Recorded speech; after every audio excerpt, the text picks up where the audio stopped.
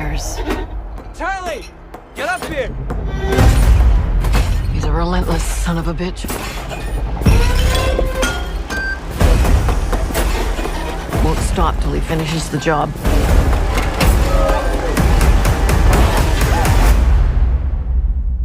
Death is coming for our family. What a great entry into the Final Destination series. I was so surprised and so happy how good it is.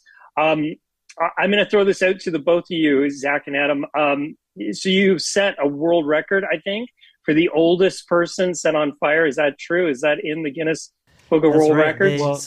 They're talking to Guinness, but the stunt community in Vancouver where we shot this, everyone, when we did that burn, we did it twice actually with Yvette Ferguson, who's a Vancouverite. The whole stunt community came out just to see her do this burn because it was a huge full body burn. She was 71 when she did it. When we cast her, she was so excited because she said, "Everyone in my family's been burned, but I've never done a big burn." So she was like very, very excited to do it.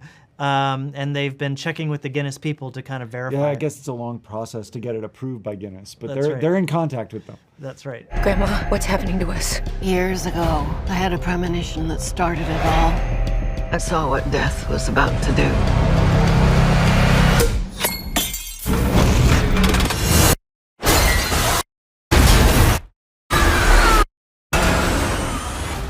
So this is the first Final Destination movie, man, over a decade. It's been almost 15 years.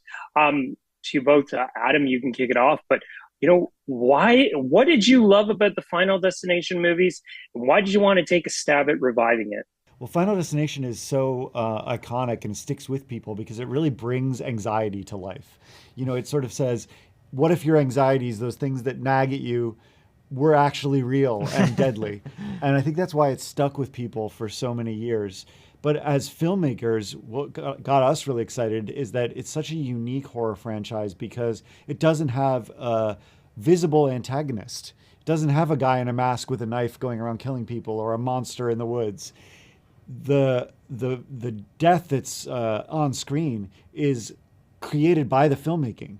It's all the specific close-up shots of objects and the way they interact with other objects, all cut in a way that create the maximum suspense. It's really the filmmaking that's coming for the characters. And as directors, that was just such a delightful opportunity. Yeah, I think that there's a few things. One is that the movies are incredibly fun. So it's not that often that you get to go to the theater and just as a whole audience, you're cringing and you're screaming and you're laughing and even in this movie, maybe even crying at certain moments. And it's just a really fun theatrical experience, which is one of the reasons. And then the other is as soon as you leave the theater, you're terrified, and you will be forever for the rest of your life.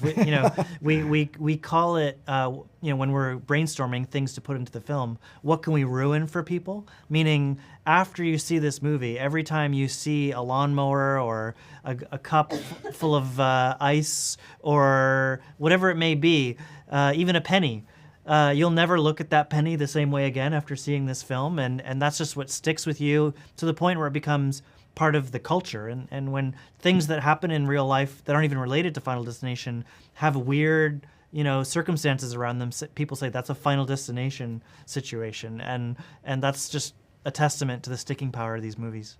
As someone with a peanut allergy, I definitely had some goosebumps during that scene. Guys, favorite franchise kill? Oh, yeah. I mean, I think, if you're considering the openings also, you can't beat the opening of FD2 with that highway crash in the logs. Like, it's just so iconic, so perfectly done. So I'd go for that. Yeah, for me, my favorite opening is FD5 with the Lionsgate Bridge from Vancouver because that's very close to where I live.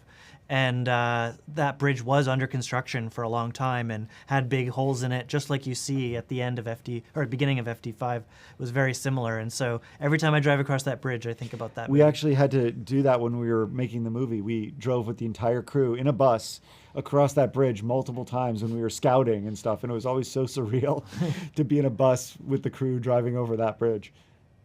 Before I let you both go, the opening sequence is amazing. How did you want that to set the stage for the rest of the movie?